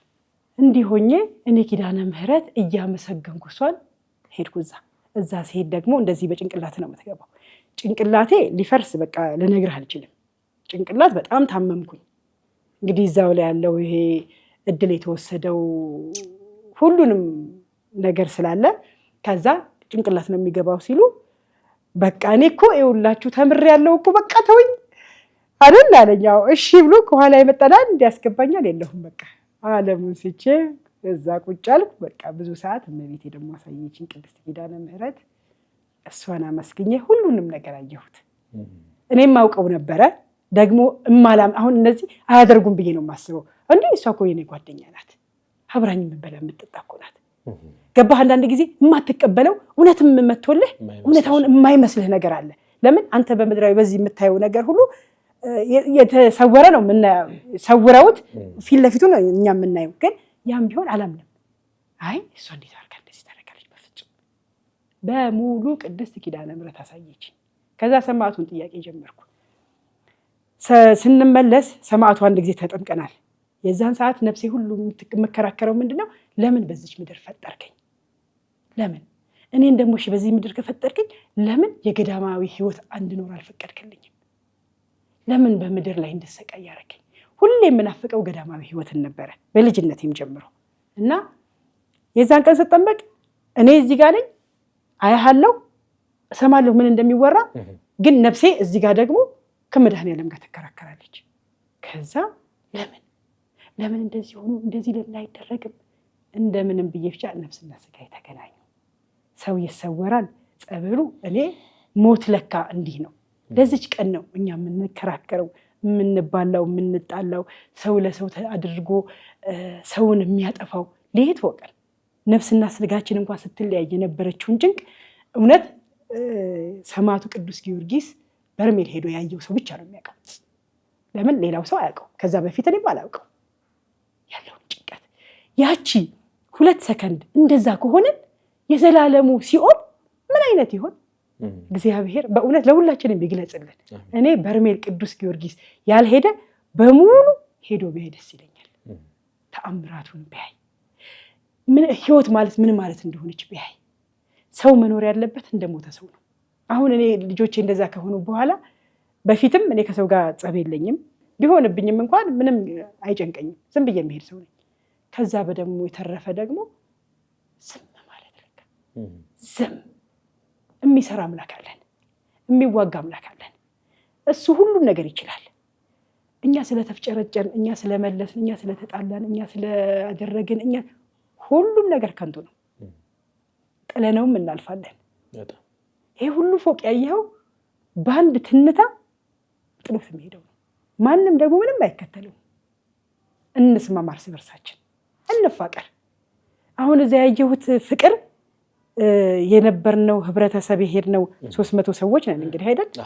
ኧረ በስመ ስላሴ አንዱ ከአንዱ እንዴት ደስ ሲል። በሽተኛ ያሏቸው ልጆች አሉ። እርስ በርስ ከጠገቡ ያለው ሲረዳዱ አይተዋወቁም። ምን ነው ታዲያ ፍቅራችን ውጭ እንደዚህ ቢሆን ለምን ቤተክርስቲያን ብቻ ይሆናል? ለምን እንደዚህ በጉዞ ላይ ብቻ ይሆናል? ውጭስ ብንፋቀር፣ ያንተ ጉዳት የኔ ጉዳት ቢሆን፣ የኔ ጉዳት ያንተ ጉዳት ቢሆን፣ ብንተሳሰብ፣ እኔ እንጃ፣ እኔ አላውቅም። እግዚአብሔር ይሄን የምናስብበት ልቡና ይስጠን። እግዚአብሔር ካልፈቀደ መቼም ከየትም አናመጣው እና እዛ ተጠምቀን ልክ ወደዚህ መንገድ ልንጀምር ስንል ሰማዕቱ ዝም አልክ ማለት ነው አልኩት። እስከዛሬ በብርሃን ነው ያስኬድከኝ፣ ለምን የተደረገውን ሁሉ አትነግረኝም አልኩት። ልክ ከዛች መስመር አንድ ብለን እንደጀመረን እንቅልፍ ወሰደኝ። እያንዳንዷ የተደረገችውን ከነ ፎቶአቸው ከነ ምናቸው ሰማዕቱ ቁጭ አድርጓል መኪና ውስጥ ስራ ጽሁፍ ድንቅ አልኩት። እግዚአብሔር አምላክ ሆይ ተመስገን። ስራ ጽሁፍ ድንቅ ነው። ቂም እንዴት ይዤ ሳይሆን እንድማርበት ነው። አዎ ቂም አሁንም ለዛም ይሆናል የገለጸልኝ። በእውነት ቂም እንደማልይዝ ስለሚያውቅ ነው። ለምን አንድ ጓደኛዬ መታ በፊት ለፊት ስትነግረኝ እንደዚህ አድርጌ ምናምን ስትለኝ የዛን ጊዜ ቅዱስ ገብርኤል ዝክር ነበረኝና እንደዚህ አድርጌ ማለት ነው። አዎ እንደዚህ ቤት ስላንቺ አዋቂ ቤት አስጠይቄ ምናምን ስትለኝ ማለት አስጠንቁላ ነው። አዎ አስጠይቃ ምን ብላ ነው የምታስጠይቀው? አሁን ህይወቷ እንዴት ነው ከጓደኛዋ ጋር ያለው ህይወት እንዴት ነው ብላ አስጠይቃ ምን ይላታል ጠንቋዩ? አንቺ ራስሽን ኑሮ ኑሪ፣ እሷ እግዚአብሔር ስለሷ እግዚአብሔር ያውቃል፣ የምታመልከው አምላክ አይጠላትም፣ ቸሩ መድኃኔዓለም አይጠላትም። ጠንቋዩ ነው እንደዚህ ያላት? አዎ። ከዛ ምን አግብቷት ነው አታውቀውም የሰውን ነገር። ከዛ መጣች። እኔ ቅዱስ ገብርኤልን ቡና እያፈላሁ ነው፣ ዝክር እያደረግኩ ነው፣ እዘክራለሁ በአመት 2 እና ቀጥ ብላ መታ መሐሌት ቤት እንደዚህ አስጠይቄ እኮ እንዲህ ያሉ ስትል አስበው እንግዲህ ለራስህ ስነግርህ ኢማጂን። ከዛ የገብርኤልን ዝክር የበላ አልኳት። እንደው ያስለፈልፈዋል ለዛ ነው አልኩና አይ እንደው ምን አስቸገረሽ እንደው ይሁን አየሽ ግን ጠንቋይ ጉል በጣም ልባም ነው አልኳት። ጥሩ ነገር ነው የተናገረው በእውነት። ከዛ ከሄደች በኋላ እግዚአብሔር ሆይ አልኩት ያደረገችውን አታውቅም፣ ወዳማ ላይሆን ይችላል። ስለዚህ አትያዝባት፣ ይቅር በላት። ብታውቅ ኖሮ እንዲህ አታረግም ነበር። እኔ አሁን በህይወቴ ሙሉ መከራና ስቃይ በጣም ጠቅብ ብያለሁ አይደል? አውቃለሁ። በልጅነቴ አብረን ልብስ እንጠብለው ውስጥ ቀሚስ ሲቆርጡ አውቃለሁ እኮ። ግን መስመር ላይ መንገድ ላይ በልጅነቴ እዛ ጋር የታጠቡበትን የገላ ይሄ ግራዋ ታጥበው በሎሚ ታጥበው ጆካ ሲይዘውኝ ጓደኛዬን ስጠራት እዛ ጋር መስቀለኛ ድፊ እኮ ስባል ስደፋ እኮ አውቀዋለሁ። ግን ምንድነው እግዚአብሔር ይቀድማል። ቤታችን ብዙ ነገሮች ተጥለው ዶሮም ይሁን እንቁላሉም ይሁን እንቧዩም ይሁን እርግቦቹም ተገንዘው ይሁን ተጥለው ሁሌ እናቴ ትለኛለች ተይ ልጄ ሽባ ሆነሽ ትቀሪያለሽ። እኔም ማመልከው መድኃኔዓለም አሳልፎ ከሰጠኝ መድኃኔዓለም አይደለም ማለት አለ። እኔም ማመልከው አምላክ አለኝ እኮ እሱም የሁሉ ፈጣሪ ነው። እሱ አሳልፎ ከሰጠኝ አይችልም ማለት ነው። ኧረ ተይ አትጋፊው፣ እጋፋለሁ። እኔም ማምነው መድኃኔዓለም ነው። በእጄ ነበር አንስቼ ማጸዳው። ምንም አልሆንኩም። በእርግጥ ንብረት አይኖርህም። ይሄን ሁሉ አመት እንግዲህ ሰርቻለሁ። ይሄን ሁሉ አመት ለፍቻለሁ። 5 ሳንቲም የለኝም። ባለመኖሬም አልጸጸትም። ገዳማውያን ብዙ አሉኝ፣ አባቶች አሉኝ፣ እህቶች አሉኝ የሚረዱ። ካለችኝ ከተረፈች ገዳማውያንን እረዳለሁ። ከተረፈች የሚሰራ ቤተክርስቲያን አለኝ፣ እዛ እሰራለሁ። እነሱ ናቸው እኔ ስሞት ነገ ጧት ምስክርነት የሚመጡት። እነዚህ የተራቡት በወር 5 ወይ 6 ወይ 7 ወይ እስከ 10 ድረስ ዝክር አደርጋለሁ። እነዚያን ዝክር የቀመሰ ነው ነገ ጧት ለእኔ ምስክር ሆኖ በሰማይ ቤት የሚጠብቀኝ። ፎቄ ምስክር አይሆነኝም፣ መኪናዬ ምስክር አይሆነኝም። ያለሁበት ሀገር መኪና አለኝ፣ ምን አለኝ፣ ሁሉን ነገር እኖርበታለሁ። ሲሄድ ግን ባዶ እጄን ነው የምሄደው። ስንቄን ግን ማስቀመጥ ዛሬ አለብኝ። ለብዙ ሰዎች አገር ቤት ይሄን ሁሉ ፎቅ አላቸው፣ ይሄን ሁሉ ቤት ሰርተው እኔ የሰራሁት የነፍስ ዋጋዬን ነው። በዛም ስላለኝ የምድራዊን ህይወት አልጨነቅበትም። ብዙ ልጆቼ ደግሞ የራሳቸውን ሰርተው ጥረው ግረው ይኑሩ። ይሄ የእናት ውርስ የአባት ውርስ የሚባል ነገር የለም። እንዴት ሰው እንደሚረዳ አስተምራቸዋለሁ። ቤተክርስቲያናቸው እንዴት እንደሚያግዙ አስተምራለሁ። ከዛ በተረፈ እግዚአብሔር አለ፣ የምችለውን ያደርጋለሁ እና መንገድ ላይ ጀመርን። ያው እሱን ሁሉ አሳየኝ እግዚአብሔር ተመስገን ብዬ። ከአጠገቤ አንድ እናት ነበሩ። ማህሌት አሉኝ። አቤት። ኧረ ህልም አየሁ አሉኝ። የምን ህልም? ፊት ለፊታችን አንድ ጥቁር ሴትዮ ገላዋን ስትታጠብ አየሁ። ዛሬ አደጋ ያደርሰን የሆነ ነገር ሳይገጥመን አይቀርም አሉ። ኧረ እመቤቴ ያለች፣ እርስዎ ደግሞ ዘለው አደጋ ላይ ደረሱ። እመቤቴ እንደ ቅዱስ ጊዮርጊስስ ኪዳነ ምሕረት ደርሰን የምንመለስበት እሱ አይተወንም እያልኩ እሳቸውን እያወራው መኪናው ጭቃ ይይዝና ሁላችንም ወርደን በእግራችን ትንሽ ተሻግረን እሱ ብቻውን እንዲመጣ ማለት ነው። እነ ጥራልኝ በስመ ስላሴ እግዚአብሔር እድሜና ጸጋ ይስጣቸው፣ ጉልበታቸውን ይባርክላቸው። ቲሞች በጠቅላላ በጣም የተባረኩ ናቸው። እነሱ ወርደው ደከመን አላሉ። አሸዋውንም አድርገው ምን ደልድለው እስከሚወጣ ድረስ አብራኝ የነበረች እንዲሁ ከአጠገቤ የምተኛ ኧረ ማህሌት ህልም አየሁ አለች። ምን የሆነች ሴትዮ ከባሳችን ፊት ለፊት ቁጭ ብላ እንዲህ ብላ ታመልካለች። ከዚህ በላይ ሰው ናት፣ ከዚህ በታች ዘንዶ ናት አለች። ከዛ እኔ ምን ማለት እዛ ጋር ያለችው ስል አይ አምልኮ እያቀረበች ደግሞ እንደዚህ አይነት አምልኮ ስል ወንዱን ሂድ ተከተላት ያዛት ትለዋለች። እየተከተለ ይመጣና ልቤን ይዘኛል አለች። እንደዚህ ልቤን ሊያወጣ እሱ ሲታገል እኔ የሆነ ሰው 3 አፍ ያለው መርፌ ይሰጠኛል አለች። ሲያቀብሉኝ በዛ መርፌ ወጋውና እንዲጭቅ አደርገዋለሁ አለች። ከዛ ለቆኝ ይሄዳል። ግን በዚህም ጋር ደግሞ ካህናት አሉ፣ ቅዱሳኖች አሉ፣ በዚህ ጋር ደግሞ እነሱ አሉ አለች። እግዚአብሔር ያውቃል። ለአንድ አባት ነበሩ፣ ደስ የሚሉ አባት አይታቸዋል፣ ከኛ ጋር የነበሩት። ለእሳቸው ነገረቻቸው፣ አይዟችሁ ምንም ነገር የለም እግዚአብሔር ከኛ ጋር ነው። በጸሎት ነው የጀመርነው፣ እየዘመርን መንገዱን መጣን። ከዛ ደግሞ መሀል ላይ ደግሞ ሌላ ቦታ ደግሞ ስናረፍ አንድ እናትም እንደዛ ነው 3 ቀን በርሜል ቅዱስ ጊዮርጊስ ስጠመቅ የመንገዱን ነበር ያሳየኝ። መከራ እንደሚገጥመን ግን በሰላም እንደምንገባ አሉኝ። አይ እግዚአብሔር አምላክ ያውቃል፣ ግድ የላችሁም በሰላም እንገባለን። ያቺ ልጅ የህልም ያየችበት 99 ነው መሰለኝ፣ እሱ ባስ እዛው ቀረ። የሚገርም ነገር። ከዛ ወደኛ ተበተኑና 5 ባስ ተሰብስበን መጣን። እግዚአብሔር ይመስገን። እዛ ላይ ምን አገኘው መሰለ? ሰዎች አንዱ የባለቤቱን ስም ነው የጻፈው። ክርስትና ስሟን ጽፎ ገብቶ ጎብጦ ነው የወጣው፣ ሰማዕቱ ተጠምቆ ማለት ነው። አንዷ ደግሞ ጀርባዬን ንኪው አለችኝ። እግዚአብሔር ምስክሬ ታሉ ስፓይናል ኮርዳችን አለ አይደል? ይሄ ትልቁ አንደኛው ወጥቷል፣ ኦልሞስት ወጥቷል እኮ። ከዛ አሰብኩኝ ለምን አልኳቸው፣ እንዳትጽፉ ስም ተብሏል። አንደኛ ነገር። ሁለተኛ ነገር ደግሞ እነዚህ ሰዎች ንስሐ ያልገቡ ናቸው ወይ ቅዱስ ቁርባን አልተቀበሉ። እነዛ ሰዎች የጻፏቸው ሰዎች ንስሐ ይግቡ አይግቡ የሚታወቀው ነገር የለም። ከልጅነት እስከ እውቀት የሰሩትን ኃጢአት እንግዲህ ያስብ እግዚአብሔር ያስቡ። ያንን ይዘው ገብተው ግን እነዚህ ሰዎች ተበላሽተው ወጡ። ተበላሽተው ሲወጡ አሁን ህብረተሰቡ አሁን ወደዚህ ወደ ዓለሙ ደግሞ ስንመጣ ወደ አዲስ አበባ ሲመጡ የት ነበሩ እነሱ የሚባሉት? በርሜል ቅዱስ ጊዮርጊስ ሄደው ተጠመቁ ነው የሚባለው። እነሱ ጎብጠው ነው የወጡት፣ ተበላሽተው ነው የወጡት። ማን ያበላሻቸው? ጸበሉን ያበላሻቸው አይደለም። እኔ ለህዝብ የምናገረው ስትገቡ እንደተባለው ተጠምቀን ቄደር ንስሐ ገብተን ጨርሰን ነው የምንጠመቀው። ያ ነው ፈውስ የሚያሰጠን። ግን የሰው ስም ይዘን ገብተን የባለቤቴን፣ የእህቴን፣ የአጎቴን፣ የእናት የአባቴን ምን ስራ ኃጢአት ሰርተው እንዳለፉ አላቅም፣ ምን ሰርተውስ እንዳሉ አላቅም። ያን ሁሉ በደል አንተ ነህ የምትሸከመው። እነዚህ ሰዎች ጎብጠው ወጡ። በርሜል ቅዱስ ጊዮርጊስ የፈውስ እንጂ የህመም ጸበል አይደለም። የምናደርገውን ብናስተውል፣ ከማድረጋችን በፊት ደግሞ ብንሰማ። ለምን ተነግሮናል። አልተነገረም እንኳ ቢባል ኦኬ፣ አልሰማንም፣ አላወቅንም፣ እንደው ምክንያት ሊሆን ይችላል። ተነግሮናል በስነ ስርዓት። ቢጻፈውን ደግሞ ባንጽፍ ቢቻል እነዚህ ሰዎች መጥተው ቢጠመቁ በራሳቸው፣ ካልተቻለ ደግሞ እንደው በጸሎት አስብልኝ ማለት። ምን ሆነ መሰለህ፣ እኔ ቅዱስ ሚካኤል እዛ አንድ ብዬ ጸበል ስጠመቅ እዚህ ያረፍኩት ገስት ሃውስ ነው። እዚህ ያረፍኩት አጋጣሚ ለሲስተርን ቤት እንዲቀርብ ብዬ ገስት ሃውስ ገባሁ። ወደ 100 ምናምን ሺህ ነው ለአንድ ወር የከፈልኩት። ምን ሆነ ተጠምቄ እስከምወጣ ድረስ ያቺ 6 ተንቆድ በሙሉ እዚህ በገንዘብ አፈር ድሜ በሉ። የመጀመሪያ ቀን ሽንት ቤት ፈነዳ። ሽንት ቤት የሚያስተካክል ሲጠሩ ሁለተኛ ጊዜ ደግሞ እንደገና ሽንት ቤቱ ፈንድቶ አንችልም፣ እኔ አልችልም፣ የበላይ ሰው ይጠራ። እንደገና ሰው ፍለጋ ያንን ደግሞ አስተካከሉ። ሲያስተካክሉ ደግሞ ከሽንት ቤት አጠገብ ቧንቧ አለች መተጣጠቢያ፣ እሱ ደግሞ ፈነዳ። እሱ ደግሞ ተቀየረ፣ ገዝተው ቀየሩ።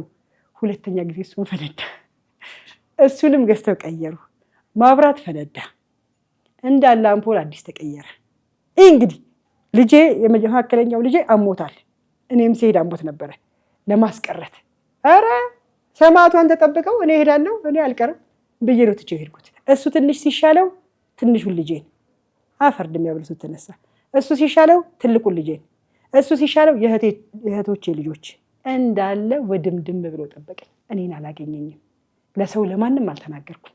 እኔ ኦልሬዲ እናገራለሁ፣ እንደዚህ እሄዳለሁኝ፣ እንደዚህ ካላችሁ ሰብስቡ ምናምን ምናምን እላለሁኝ። አልተናገርኩም።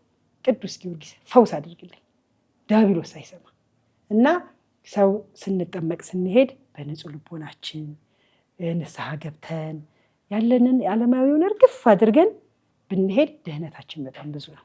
እግዚአብሔር ከባለቤትሽ ጋር ታርቃችሁ ነው ያላችሁት? አዎ። በርሜል ከሄድሽ በኋላ ነው የታረቃችሁት ወይስ ደርሰሽ ከመጣሽ በኋላ? አይ በርሜል እንዳልኩ ያችን ቤተክርስቲያን የኬታ ቢሮ ቅድስት ድንግል ማርያም መቅደሷን በሙሉ ወሰድኩ እኔ። እግዚአብሔር ፈቀደልኝ። መንበሯንም ምንዋንም አደረግኩ። በጣም ደስ አለኝ። መመረጥ ነው፣ እግዚአብሔር ስለመረጠኝ ነው፣ ስለወደደኝ ነው።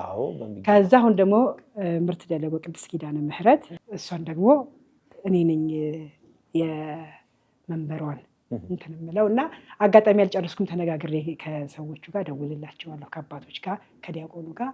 ደስ ይላል የተደረገልኝ ከዚህ በላይ። አሁን ያለሽበት ህይወት ማለት ያው መቼም ሰው በገንዘብ አይደለም ደስተኛ ነው። የሰው ልጅ ውስጡ ሰላም ካገኘ ነገር ያ ነው እና ከባለቤትሽ ጋር የመቅረቡ አብሮ የመኖሩ አብሮ የመቀጠሉ እቅዱ አለሽ ወይ? ያለሽ ህይወት የተረጋጋ ነው? ህይወቴ ሁሌ የተረጋጋ ነው ብታይ፣ እግዚአብሔር ይመስገን። ጸሎት ቤት አለችኝ። ሲከፋኝም ደስ ሲለኝም እዛ ገብቼ ነው የማለቅሰው የምስቀው። ድንግል ሆይ እንደ ሰው ነው የማናግራት፣ እንደ ሰው ትመልስልኛለች። እግዚአብሔር ምስክሬ። ገብቼ እመብርሃን ኪዳነ ምህረት ዛሬ እኮ እንደዚህ ሆነ እነግራትና ችግሬንም እንደዛ ነው የምነግራት፣ ደስታዬንም ገብቼ ለሷ እንዲህ ሆኖ ደስ ብሎኛል ብታይ፣ በቤቴ አንቺ እኮ ቀድመሽልኝ ነው፣ አንቺ ባትቀድሚኝ እንደዚህ ክብር አገኝ ነበር። ከአንድም ሁለቴ እየፈለጉ ነይ አንቺ አርአያችን ነሽ። ማን ነው በሰው ሀገር ላይ እንዲህ ብሎ እየተፈለክ መታ ኢንተርቪው የምትደረገው? በየስንት ጊዜው ጋዜጣ ላይ እየወጣ አበሾቹ በሙሉ እየደወሉ ማህሌት በአንቺ እንኮራለን። ነጮቹ ልጆች ጓደኞቻቸው ቤተሰቦች እየደወሉ በአንቺ እንኮራለን፣ ስላወቅንሽ በጣም ደስተኞች ነን፣ አንቺ ሁሉ ጀግና ነሽ። ማን ይሄንን ያደረገው? እግዚአብሔር ስለፈቀደ ነው። በዛ በመከራ ውስጥ ሆኜ መተው እነሱ ኢንተርቪው አድርገው ጋዜጣ ላይ አውጥተው እነዚህ ሰዎች የሚናገሩት ጠፋባቸው። በትምህርት ቤት ብንሄድ አንቺ ታዋቂ ሰው ነሽ፣ በዛ ብንሄድ እንዴ ማህሌትን የማያውቅ ሰው። ከሁሉም ጋር በጣም ፒስ ሆኜ ከነጮቹም ጋር ነጭ ሆኜ ከአበሾቹም ጋር አበሾች ሆኜ እንደቆየ ሰውም አይደለሁም። እንደዚህ ብዙ ረጅም ዓመት ከሀገር ወጥቶ በውጭ እንደኖረ ሰው አይደለሁም። እንደ ኦርቶዶክሳዊ ሰው ነኝ። ወርጄ ማንንም እንዲከፉ አልፈልግም፣ በእኔ እንዲከፉ አልፈልግም፣ ሰው በእኔ እንዲያለቅስብኝ አልፈልግም፣ እኔም በሰው ማልቀስን አልፈልግም። እግዚአብሔር ያያል፣ ሁሉን ይፈጽማል። በጣም ደስ ይላል። አዎ። እና እኔ ለህዝቡ የምለው እመቤቴን ጠይቋት፣ እናቴ ኪዳነ ምህረት ሁሉን ትፈጽማለች። ጻድቃን፣ ሰማዕታት፣ ቅዱሳን መላእክት ለእኛ ናቸው የተሰጡት። ለማማለድ እንጠይቃቸው፣ የምናፍርበት ነገር የለም። የፈጠረን አምላክ አይተወንም። ስለዚህ ህዝበ ክርስቲያን እግዚአብሔርን አመስግኑት፣ እግዚአብሔርን ጥሩት። ከማንም በላይ ደራሽ ነው። የዘገየ ይመስላል ግን የሚቀድመው የለም። እናመሰግናለን። ድንቅ መልእክት በእውነት እግዚአብሔር በእውነት አንዳንድ ጊዜ በማን ምን አይነት መልእክት እንደሚነገረን በምን አይነት መልኩ ህይወታችን ላይ መጥቶ ህይወታችንን እንደምናስተካክል አናውቅም። የእህታችን የማህሌት ታሪክ አስደናቂ ነው። ባለቤቷ የሚያው እዚህ ፊት ለፊት አለ። በነገራችን ላይ ቁጭ ብሎ እየተከታተለ እየሰማ ነው። መጨረሻችሁን ያሳምርላችሁ። በልጅነት አንድ የሚነገረኝ ነገር ነበረ ከጓደኞቼ እና በሁለት ሰዎች መካከል ይላል አንድ ሶስተኛ ሰው ከገባ ያ ሰው ለሁለቱ ሰው ምንድነው? ጠላት። ሰዎች ሲጋጩ ራሳቸው ሂደው ይቅርታ መጠየቅን መልመድ መቻል አለባቸው። እርቅ ብለን አስታርቁል ብለን የምንሄድባቸው ሰዎች ነገ ምን አይነት መዘዝ ይዘውብን እንደሚመጡ አናውቅም። ዛሬ የጨለመ ነገር ነገ ይነጋልና የጨለመ እንዳይመስላችሁ ለማለት ነው። በመጨረሻ ማመስገን የምትፈልጊው አካል ካለ ተመሰጋግነን እንሰነባበት። እሺ፣ አሁን የምኖርባቸው አገር ጓደኞች አሉኝ። በሁሉም ስም ብጠራ አንዱን ጠርቼ አንዱን መርሳት ሆኖብኝ እንደው እንዳትቀየሙ። በሁሉም ነገር ያገዛችሁኝ ልጆች በመያዝ ይሁን በሐሳብ ደረጃ አለንልሽ ያላችሁኝ፣ በሐዘኔም በደስታዬም ለደረሳችሁኝ ወይም አለል ላላችሁኝ በሙሉ እግዚአብሔር አምላክ ይድረስላችሁ። እመቤቴ ቅድስት ድንግል ማርያም እኔ እንደምትሰማ ተስማችሁ። እንደው መልአኩ ቅዱስ ጊዮርጊስ ከክፉ ነገር ይሰውርልኝ፣ እድሜያችሁን ያርዝምልኝ፣ የበረከት ሰው ያርጋችሁ። እግዚአብሔር ይስጥልኝ። በጣም አመሰግናለሁ። በነበርኩባቸው ሀገሮች ሁሉ ያለፍኩት ጓደኞቼም እንደው የተቀየማችሁ ካላችሁም በእግዚአብሔር ስም ይቅርታ ጠይቃለሁ እና እግዚአብሔር ያክብራችሁ። በጣም ወዳችኋለሁኝ። እመቤቴ ባላችሁበት ሀገር ተጠብቃችሁ። እግዚአብሔር ከእናንተ ጋር ይሁን። ወንድሜ ላንተም ለዚህ ደረጃ በቃኝ አንተ ባዘጋጀው ፕሮግራም ስለሆነ ይህን ሁሉ ነገር የደረሰልኝ እግዚአብሔር ያክብርህ። ስራህን ያስፋለህ። መድኃኔዓለም ከጎንህ ይሁን። አብራችሁን የሄዳችሁ ደግሞ እናንተ ንጹሐን ደጎች ኢትዮጵያውያን እግዚአብሔር አምላክ እድሜያችሁን ያርዝማችሁ።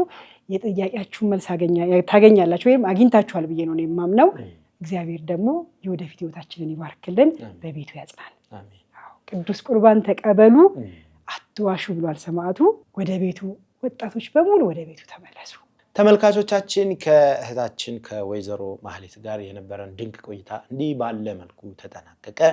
በሌላ ዝግጅት በሌላ ድንቅ ታሪክ እስከምገናኝ ቸርን ሰንብት። እንዲህ አይነት አስደናቂ ታሪክ ያላችሁ የህይወት ታሪካችሁን ማካፈል የምትፈልጉ 0941 797941 በዚህ ስልክ በመደወል ታሪካችሁን እንድታጋሩን ጥሬን አስተላልፋለሁ። ተርቢኖስ ኦርቶዶክሳዊ ሚዲያ ዛሬም ነገም ከናንተ ጎን ነው። እንግዲህ አንድነታችን ይቀጥላል። ቤተክርስቲያናችንን አንድ እርምጃ ወደፊት የምናራምድበት የተወዱትን የምናገዝበት መንፈሳዊ ሚዲያ እንደመሆኑ መጠን ላይክ፣ ሼር፣ ሰብስክራይብ በማድረግ ቤተሰብነታችሁን አጋርነታችሁን ግለጹልን። በሌላ ዝግጅት በሌላ ድንቅ ምስክርነት እስከምንገናኝ በድጋሚ ቸርን ሰንብት። ወስብሐት ለእግዚአብሔር ወለወላዲቱ ድንግል ወለመስቀሉ ክቡር። ይቆያል።